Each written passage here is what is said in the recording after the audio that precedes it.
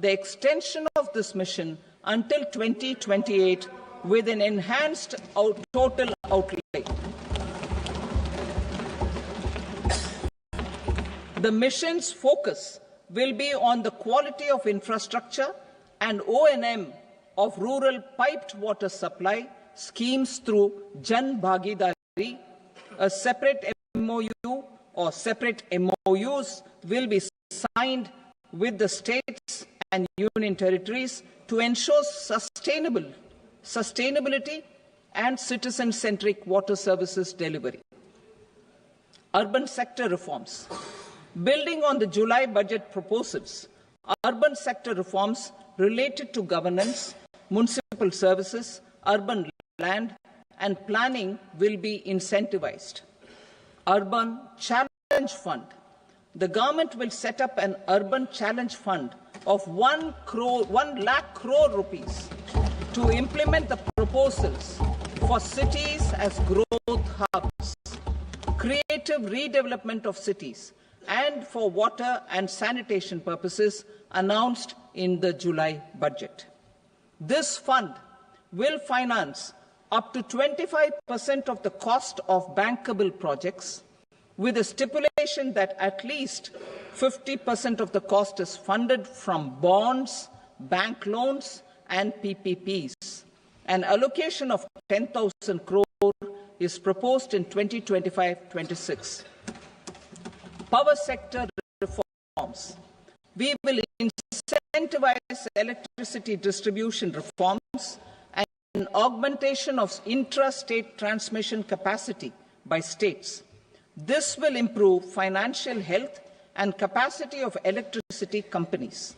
Additional borrowing of 0.5% of GSDP will be allowed to states contingent on these reforms. Nuclear energy mission for Vikasit Bharat.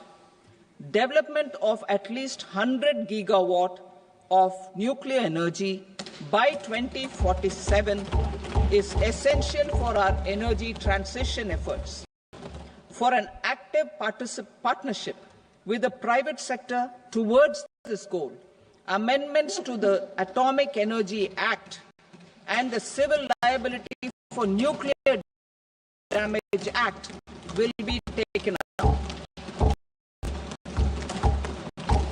A nuclear energy mission for research and development of small modular reactors with an outlay of 20,000 crore will be set up. At least 5 indigenously developed small modular reactors will be operationalized by 2033. Shipbuilding. The shipbuilding financial assistance policy will be revamped to address cost disadvantages. This will also include credit notes for shipbreaking in Indian yards to promote the circular economy. Large ships above a specified size will be included in the infrastructure harmonized master list. Shipbuilding clusters will be facilitated to increase the range, categories and capacity of ships. This will include additional infrastructure, facilities, skilling and technology to develop the entire ecosystem. Maritime Development Fund. For long-term financing for the maritime industry, a Maritime Development Fund with a corpus of 25,000 crore rupees will be set up. This will be for distributed support and promoting competition. This will have up to 49% contribution by the government, and the balance will be mobilized from ports and from private sector. UDAN regional connectivity schemes. UDAN has enabled 1.5 crore middle-class people to meet their aspirations for speedier travel. the scheme has connected 88 airports, and operationalized 619 routes. Inspired by that success, a modified UDAN scheme will be launched to enhance regional connectivity to 120 new destinations and carry 4 crore passengers in the next 10 years. 4 crore additional passengers in the next 10 years. The scheme will also support helipads and smaller airports in hilly, aspirational and northeast regional districts. Greenfield airports will be facilitated in Bihar to meet the future needs of the state. These will be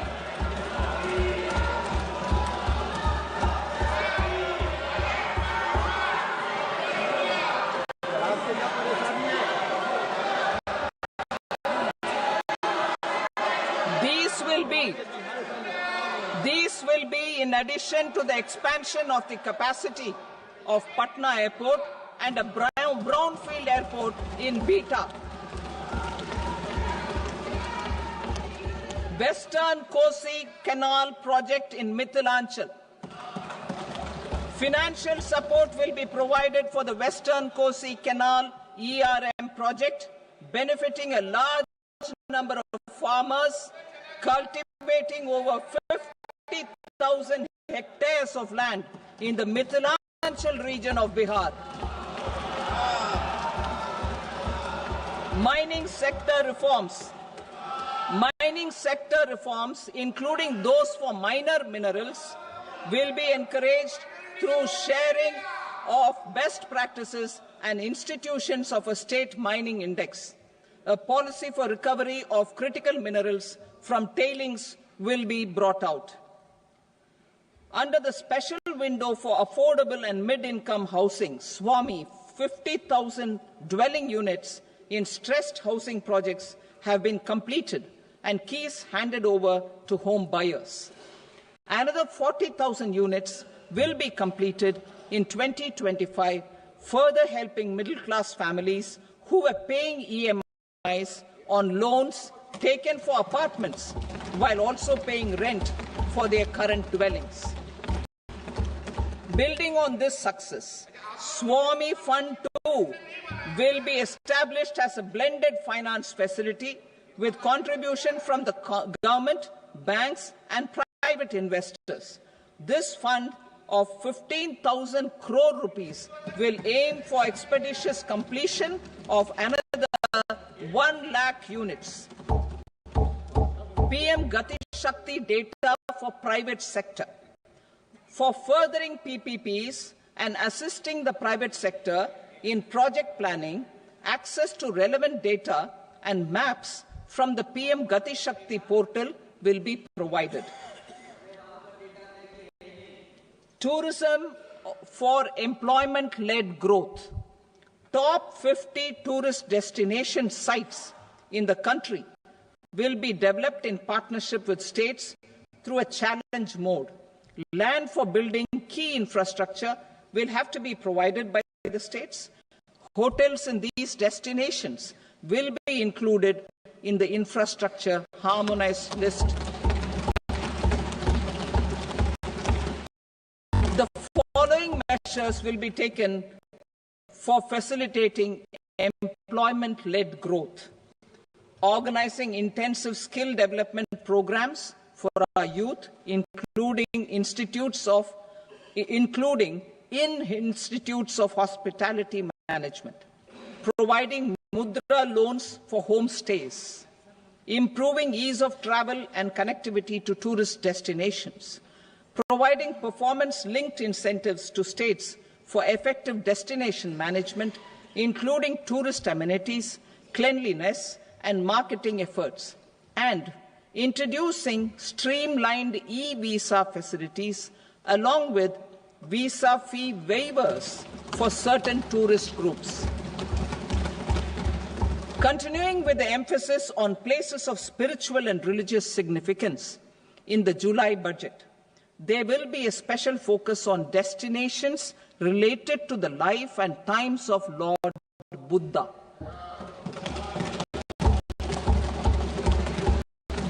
Medical tourism and heal in India.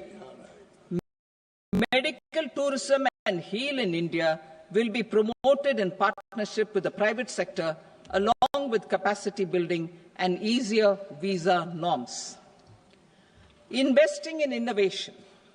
To implement private sector-driven research, development and innovation initiatives announced in the July budget, I am now allocating 20,000 crore rupees for this purpose. A deep tech fund of funds will also be explored to catalyze the next generation startups as a part of this initiative. In the next 5 years, under the PM Research Fellowship Scheme, we will provide 10,000 fellowships for technological research in IITs and IISc with enhanced financial support. The second gene bank with 10 lakh germplasm lines will be set up for future food and nutritional security. This will provide conservation support to both public and private sectors for genetic resources. We will start a national geospatial mission to develop foundational geospatial infrastructure and data. Using PM Gati Shakti, this mission will facilitate modernization of land records, urban planning, and design of infrastructure projects. A Gyan Bharatam mission for survey, documentation, and conservation of our manuscript heritage with academic institutions, museums, libraries, and private collectors will be undertaken to cover more than 1 crore manuscripts. We will set up a national digital repository of Indian knowledge systems for knowledge sharing. Now I move to exports as the fourth engine. We will set up an export promotion mission with sectoral and ministerial targets driven jointly by the Ministries of Commerce, MSME, and Finance. It will facilitate easy access to export credit, cross-border factoring support, support to MSMEs to tackle non-tariff measures in overseas markets. A digital public infrastructure, Bharat Trade Net, for international trade will be set up as a unified platform for trade documentation and financing solutions. This will complement the Unified Logistics Interface platform. The BTN will be aligned with international practices. Support will be provided to develop domestic manufacturing capacities for our economy's integration with global supply chains. Sectors will be identified based on objective criteria. Facilitation groups with participation of senior officers and industry representatives will be formed for select products and supply chains. Through this, there are huge opportunities related to Industry 4.0, which needs high skills and talent. Our youth have both. Our government will support the domestic electronic equipment industry to leverage this opportunity for the benefit of our youth. A national framework will be formulated as guidance to states for promoting global capability centers in emerging Tier 2 cities. This will suggest measures for enhancing availability of talent and infrastructure, building bylaw reforms, and mechanisms for collaboration with industry. Our government will facilitate upgradation of infrastructure and warehousing for air cargo, including high-value perishable horticultural produce. Cargo screening and customs protocol will be streamlined and made user-friendly. Reforms as the fuel. Over the past 10 years, our government has implemented several reforms for convenience of taxpayers, such as faceless assessment, 2, taxpayer charter, 3, faster returns, 4, almost 99% returns being on self-assessment, and 5, Vivad Se Vishwas scheme.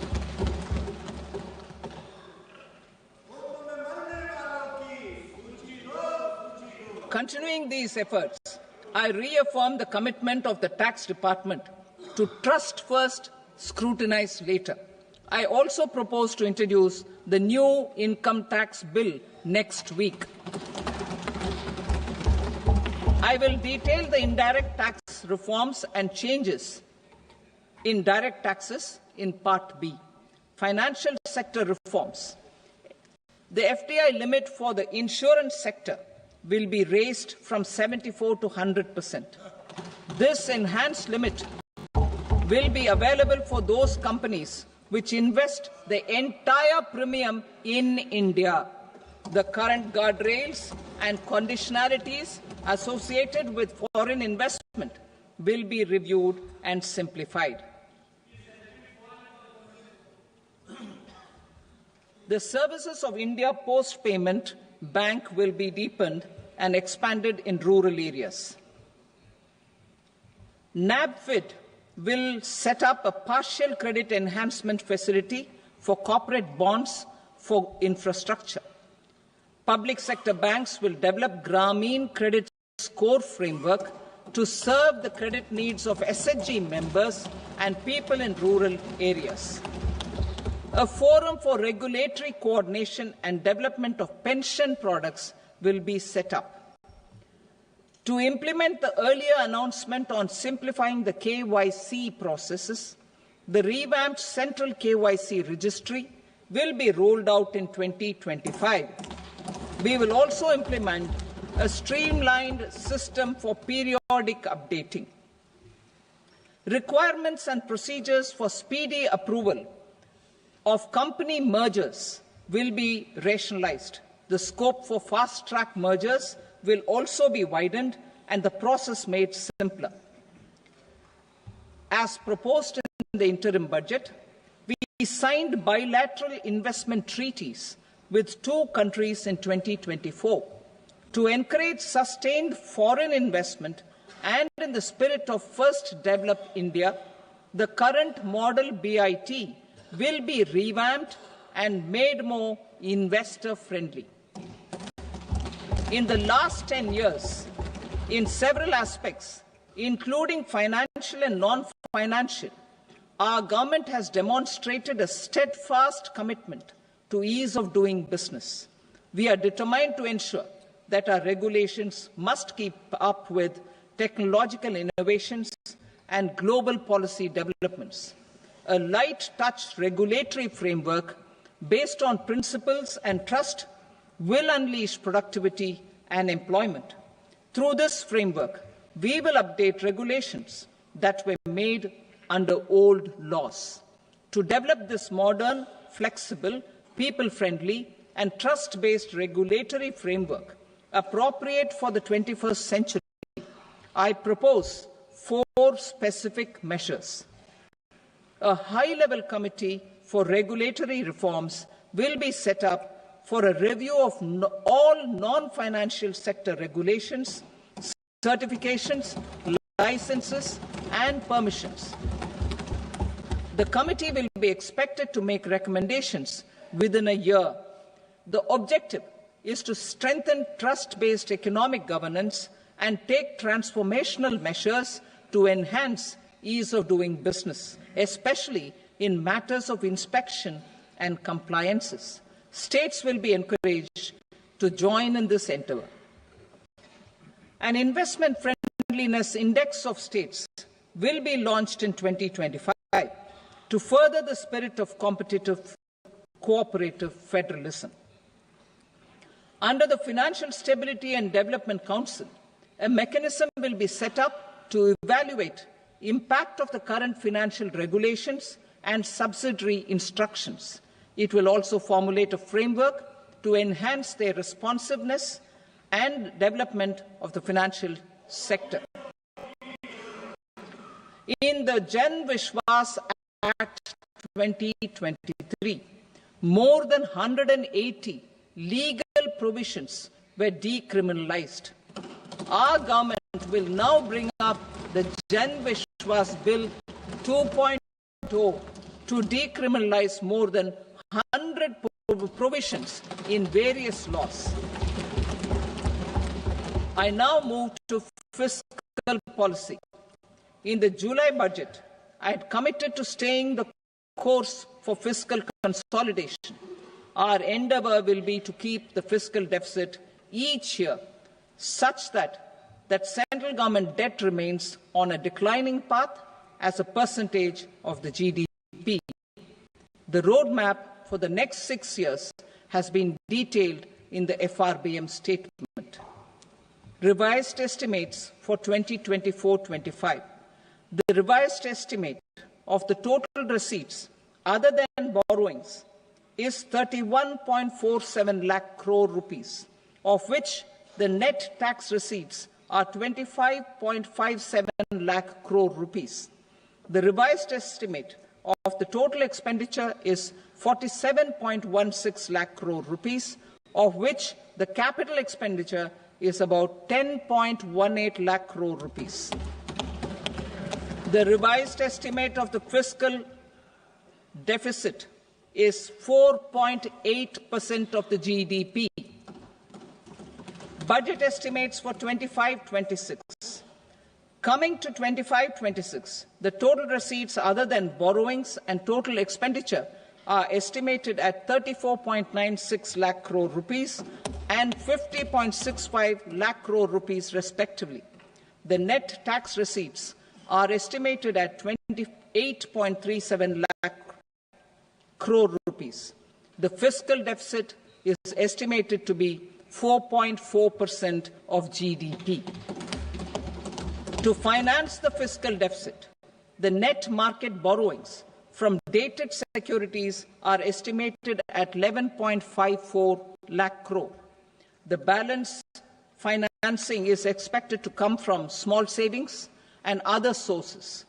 The gross market borrowings are estimated at 14.82 lakh crore rupees.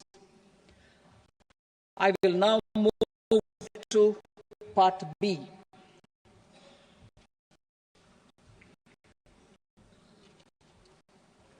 Indirect taxes. My proposals relating to customs aim to rationalize tariff structure and address duty inversion. These will also support domestic manufacturing and value addition, promote exports, facilitate trade, and provide relief to common people. Rationalization of customs tariff structure for industrial goods. As a part of comprehensive review of customs rate structure announced in July 2024 budget, I propose to 1. Remove 7 tariff rates. This is over and above the 7 tariff rates removed in 23-24 budget.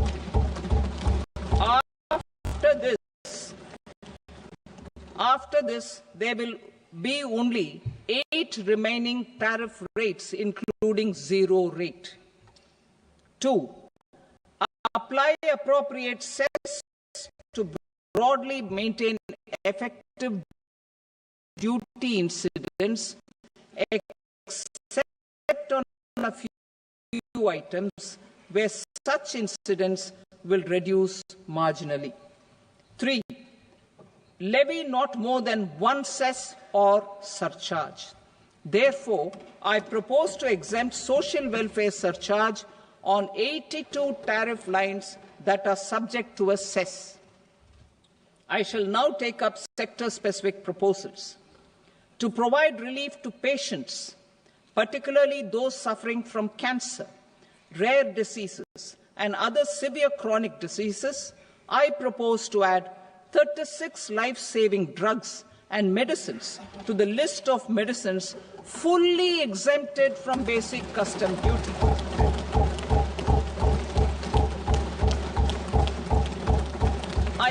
propose to add 6 life-saving medicines to the list, attracting concessional custom duty of 5%. Full exemption and concessional duty will also respectively apply on the bulk drugs for manufacture of the above. Specified drugs and medicines under patient assistance programs run by the pharmaceutical companies are fully exempt from BCD, provided the medicines are supplied free of cost to the patients. I propose to add 37 more medicines along with 13 new patient assistance programs. Support to domestic manufacturing and value addition. Critical minerals. In the July 2024 budget, I had fully exempted BCD on 25 critical minerals that are not domestically available. I had also reduced BCD of 2 other such minerals to provide a major fillip to their processing, especially by MSMEs. Now, I propose to fully exempt cobalt powder and waste, the scrap of lithium-ion battery, lead, zinc, and 12 more critical minerals. This will help secure the availability for manufacturing in India and promote more jobs for our youth. To promote domestic production of technical textile products such as agro-textiles, medical textiles, and geotextiles at competitive prices, I propose to add 2 more types of shuttle-less looms to the list of fully exempted textile machinery. I also propose to revise the BCD rate on knitted fabrics covered by 9 tariff lines from 10 or 20 to 20% or 115 rupees per kg, whichever is higher. Electronic goods. In line with our Make in India policy and to rectify inverted duty structure, I propose to increase the BCD on interactive flat panel display from 10% to 20%. में समय सीमा शुल्क अधिनियम 1962 में provisional कर निर्धारणों को अंतिम रूप देने के लिए किसी समय सीमा का प्रावधान नहीं है, जिससे व्यापार में अनिश्चितता रहेगी और लागत बढ़ेगी। व्यवसाय करने की सुगमता को बढ़ावा देने के उपाय के रूप में मैं प्रोविजनल कर निर्धारण को अंतिम रूप देने के लिए 2 वर्षों की समय सीमा तय करने का प्रस्ताव करती हूं, जिससे 1 वर्ष के लिए बढ़ाया जा सकता है। मैं एक नया प्रावधान शुरू करने का प्रयास करती हूं, जिसे आयातक या निर्यातक माल की मंजूरी के बाद स्वेच्छा से महत्वपूर्ण तथ्यों की घोषणा कर सकें और जुर्माने के बिना ब्याज सहित शुल्क का भुगतान कर सकें। इससे स्वैच्छिक अनुपालन को प्रोत्साहन मिलेगा। तथापि ये प्रावधान उन मामलों पर लागू नहीं होगा जिनमें विभाग पहले ही लेखा परीक्षा या अन्वेषण कार्रवाई शुरू कर चुका है। उद्योगों को अपनी आयातों की बेहतर योजना बनाने के उद्देश्य से मैं संगत नियमों में आयातित इनपुट के अंतिम उपयोग की समय सीमा 6 महीने से बढ़ाकर 1 वर्ष करने का प्रस्ताव करती हूं। इससे लागत और आपूर्ति की अनियमितता को ध्यान में रखते हुए प्रचालन संबंधी लचीलापन मिलेगा। इसके अलावा ऐसे आयातकों को मासिक विवरण के बजाय अब केवल तिमाही विवरण दाखिल करना होगा।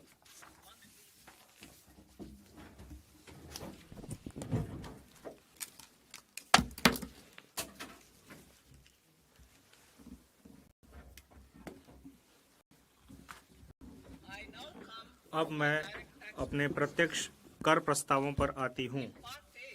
भाग क में मैंने विकसित भारत के विजन को साकार करने के लिए कराधान सुधारों को मुख्य सुधारों के रूप में संक्षिप्त रूप में रेखांकित किया है। आपराधिक विधि के संबंध में हमारी सरकार ने हाल ही में भारतीय दंड संहिता के स्थान पर भारतीय न्याय संहिता को अधिनियमित किया है। मुझे इस सम्मानित सदन और देश को यह बताते हुए हर्ष हो रहा है कि नया आयकर विधेयक भी न्याय की इसी भावना को आगे बढ़ाएगा। यह नया विधेयक अध्यायों और शब्दों की दृष्टि से वर्तमान विधि की अपेक्षा आधे से कम एवं पाठ रूप में सुस्पष्ट और प्रत्यक्ष होगा। यह करदाताओं और कर प्रशासन के लिए समझने में आसान होगा, जिससे कर सुनिश्चितता आएगी और मुकदमेबाजी कम होगी। तथापि सुधार मंजिल नहीं है, बल्कि हमारे लोगों और अर्थव्यवस्था के लिए अच्छे परिणाम प्राप्त करने के साधन मात्र हैं। सुशासन प्रदान करने के लिए प्रक्रियाशील होने की आवश्यकता होती है। द थिरुकुरल ने श्लोक 542 में इसे व्यक्त किया है, जो इस प्रकार है: वानों की वाजहुम उलागेल्ला मन्नावन कोनों की वाजहुम कुडी। अर्थात जैसे जीवित प्राणी वर्षा की आशा में जीते हैं, वैसे ही नागरिक सुशासन की आशा में जीते हैं। हमारी सरकार इस बात के लिए प्रतिबद्ध है कि जमीनी हकीकत पर पैनी नजर रखते हुए और स्थितियों का गहन जायजा लेते हुए उचित प्रक्रिया की जाए और इसके साथ ही राष्ट्र निर्माण के हमारे प्रयासों के साथ संतुलन भी बनाए रखा जाए। निम्नलिखित उपाय इस बात का ब्यौरा देंगे कि प्रधानमंत्री मोदी जी के नेतृत्व में हमारी सरकार ने नागरिकों द्वारा व्यक्त आवश्यकताओं को समझने, और मैं पुनः इसको दोहराती हूँ कि निम्नलिखित उपाय इस बात का ब्यौरा देंगे कि प्रधानमंत्री मोदी जी ने के नेतृत्व में हमारी सरकार ने नागरिकों द्वारा व्यक्त आवश्यकताओं को समझने और उसे संबोधित करने के लिए किस प्रकार के कदम उठाए गए। मेरे कर प्रस्ताव इसी मनोभाव से प्रेरित हैं। मेरे प्रस्ताव के उद्देश्य इस प्रकार हैं: मध्य वर्ग पर विशेष ध्यान देते हुए व्यक्तिगत आयकर सुधार, कठिनाइयां कम करने के लिए टीडीएस और टीटीएस को युक्ति संगत बनाना, स्वैच्छिक अनुपालन को प्रोत्साहित करना, अनुपालन के बोझ को कम करना, व्यवसाय कम करने की सुगमता, रोजगार और निवेश। मैं वैयक्तिक आयकर के संबंध में अपना प्रस्ताव अंत में प्रस्तुत करूंगी। कठिनाइयां कम करने के लिए टीडीएस और टीडीएस को तर्कसंगत बनाना। मैं टीडीएस की दरों और सीमाओं की संख्याओं को उसे युक्ति संगत बनाने का प्रस्ताव करती हूँ। इसके अलावा बेहतर स्पष्टता और एकरूपता के लिए टीडीएस हेतु राशि की सीमा बढ़ाई जा रही है। वरिष्ठ नागरिकों के लिए ब्याज दर पर कटौती की सीमा 50,000 से दोगुनी बढ़ाकर 1 लाख की जा रही है।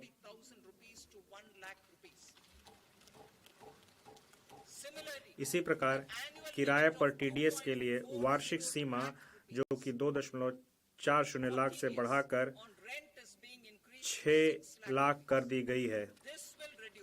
इससे टीडीएस देयता वाले लेन देनों की संख्या में भारी कमी आएगी और भुगतान पाने वाले छोटे करदाता लाभान्वित होंगे। भारतीय रिजर्व बैंक की उदारीकृत धन संप्रेषण स्कीम के अंतर्गत धन संप्रेषणों पर टीसीएस की सीमा को 7 लाख से बढ़ाकर 10 लाख कर दिया गया है।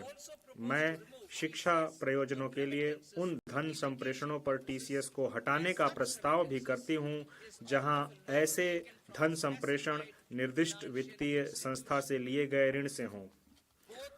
माल बिक्री से जुड़े हुए किसी भी लेन देन पर टीडीएस और टीसीएस दोनों लागू किए जा रहे हैं।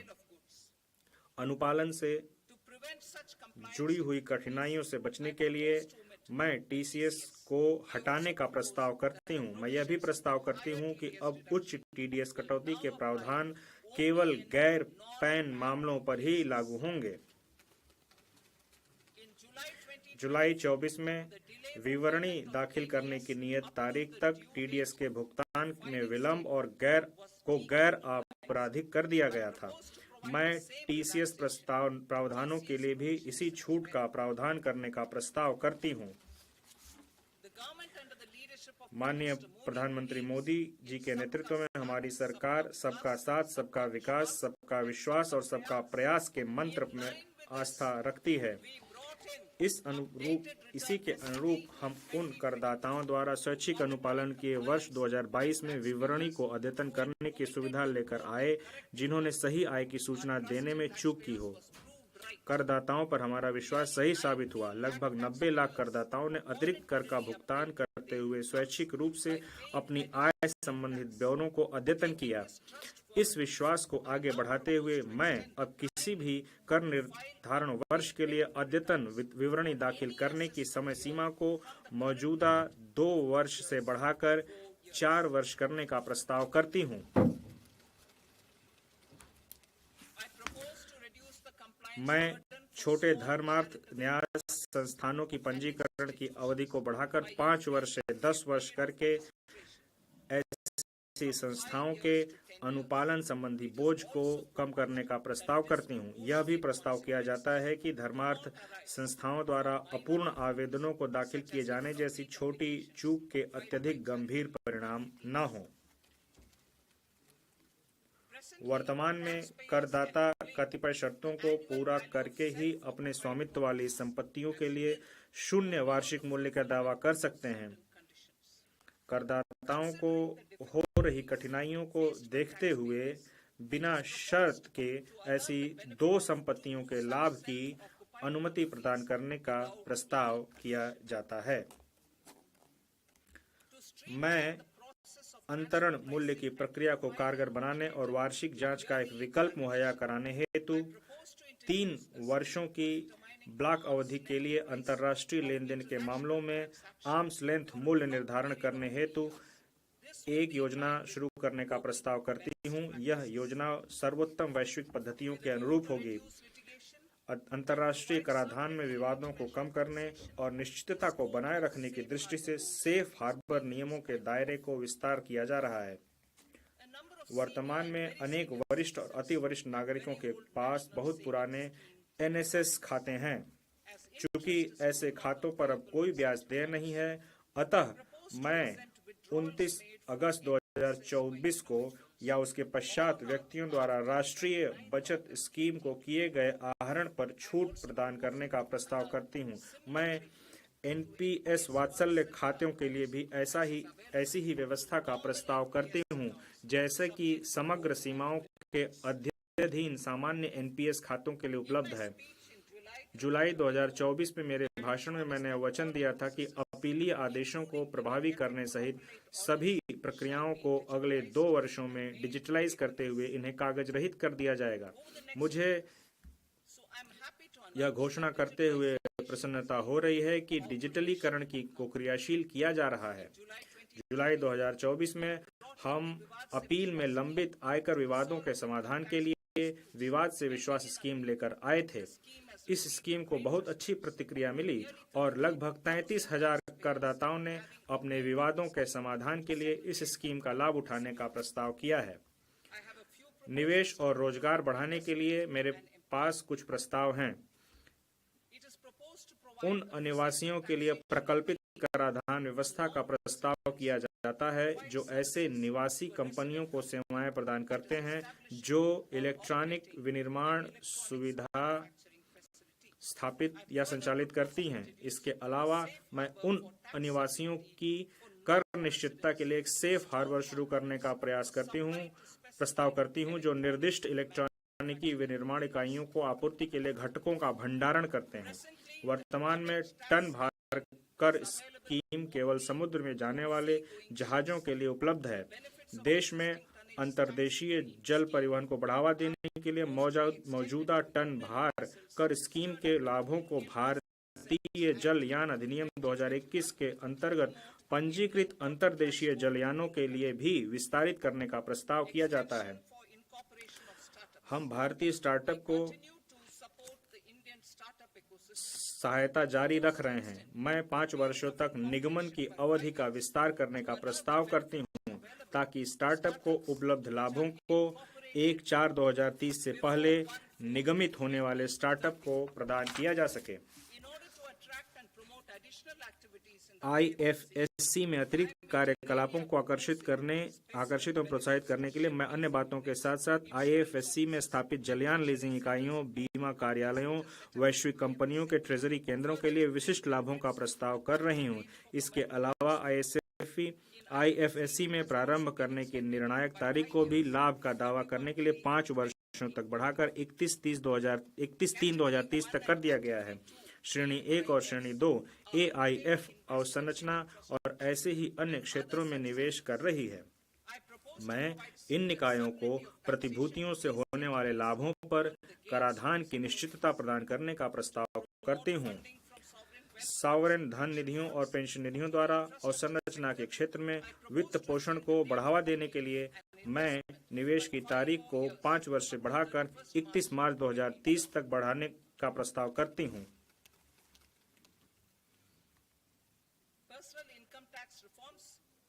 मध्य वर्ग पर विशेष ध्यान देते हुए वैयक्तिक आयकर सुधार। विकसित भारत की ओर हमारी यात्रा में लोकतंत्र, जननांगिकी और मांग हमारे मुख्य सहायक स्तंभ हैं। मध्य वर्ग भारत के विकास के लिए शक्ति प्रदान करता है। प्रधानमंत्री मोदी जी के नेतृत्व में सरकार ने राष्ट्र निर्माण में मध्य वर्ग की सराहनीय ऊर्जा और क्षमता में हमेशा विश्वास जताया है।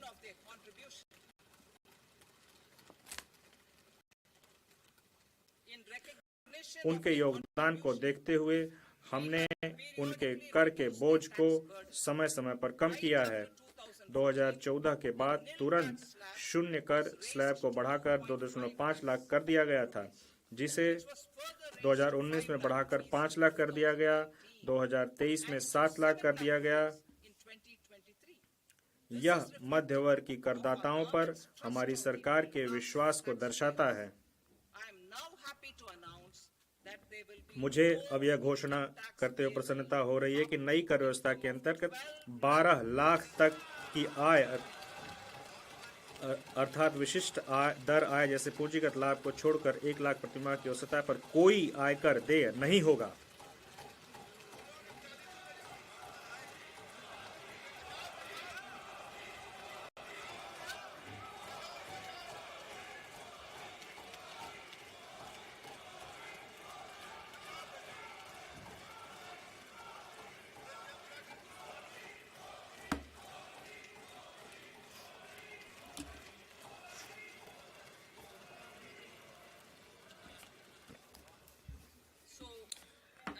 अतः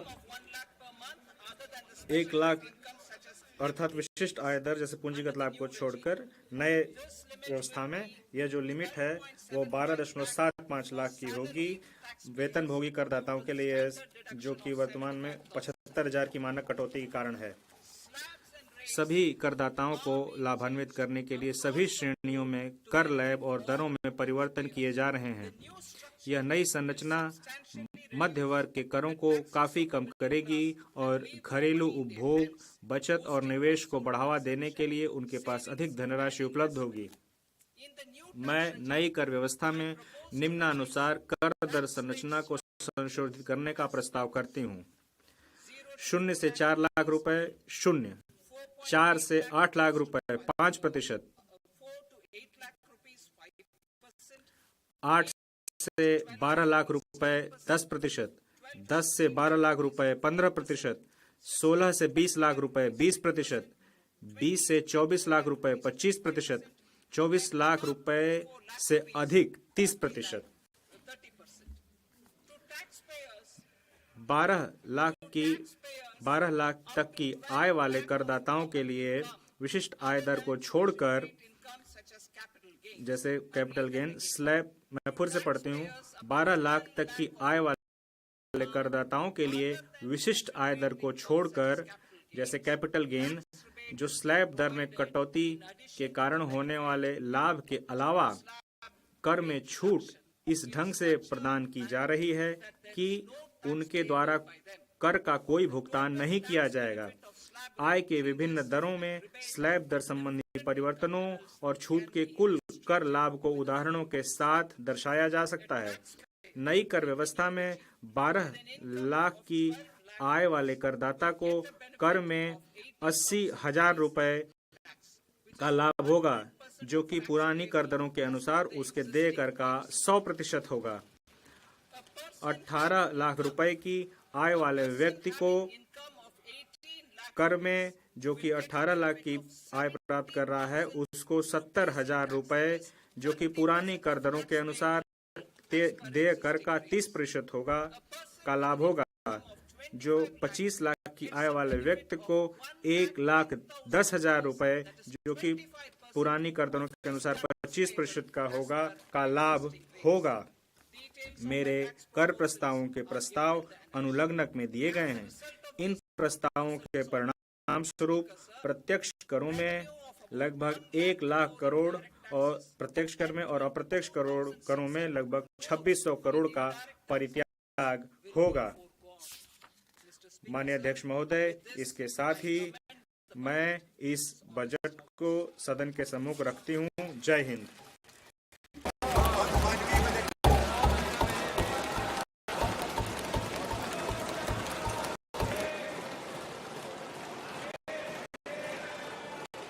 item number 2, Shrimati Nirmala Sitharaman. Sir, आपकी अनुमति से मैं निम्नलिखित सदन बजट के सत्र हाउस के पदन पर रखती हूँ। बजट प्रबंधन अधिनियम 2030 का फिस्कल पॉलिसी स्ट्रेटजी स्टेटमेंट और micro economic framework statement. Item number 3, Sitharaman ji महोदय, मैं आपकी अनुमति से मैं यह प्रस्ताव करती हूँ कि वित्त विधेयक 2025 को सदन के सम्मुख लाया जाए। पुनर्स्थापित करने की अनुमति प्रदान की जाए। जो सदस्य इसके पक्ष में हाँ गए, जो सदस्य विरोध में ना गए, मेरे विचार में निर्णय हाँ वालों के पक्ष में हुआ। हाँ वालों के पक्ष में अनुमति प्रदान की जाती है। माननीय मंत्री जी, अब विधेयक को पुनर्स्थापित करें। मैं विधेयक पुनर्स्थापित करती हूँ। सभा की कार्रवाई सोमवार दिनांक 3 फरवरी 2025 को प्राप्त 11 बजे तक के लिए स्थगित की जाती है।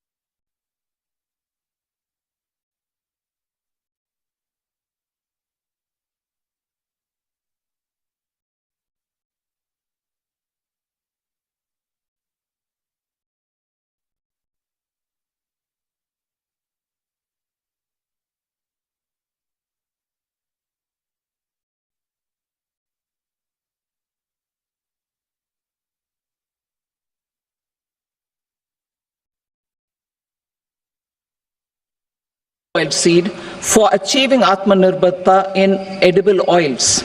Our farmers have the capability to grow enough for our needs and more. 10 years ago, we made concerted efforts and succeeded in achieving near self-sufficiency in pulses. Farmers responded to the need by increasing the cultivated area by 50%, and government arranged for procurement and remunerative prices. Since then, with rising incomes and better affordability, our consumption of pulses has increased significantly. Our government will now launch a 6-year mission for Atmanirbharta in pulses with a special focus on Tur, Urad and Masoor. Details are in Annexure B. Central agencies such as NAFED and NCCF will be ready to procure these 3 pulses as much as offered during the next 4 years from farmers who register with these agencies and enter into agreements. Comprehensive program for vegetables and fruits. It is encouraging that our people are increasingly becoming aware of their nutritional needs. It is a sign of a society becoming healthier.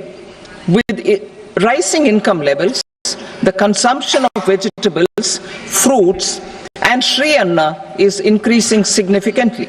A comprehensive program to promote production, efficient supplies, processing, and remunerative prices for farmers will be launched in partnership with the states.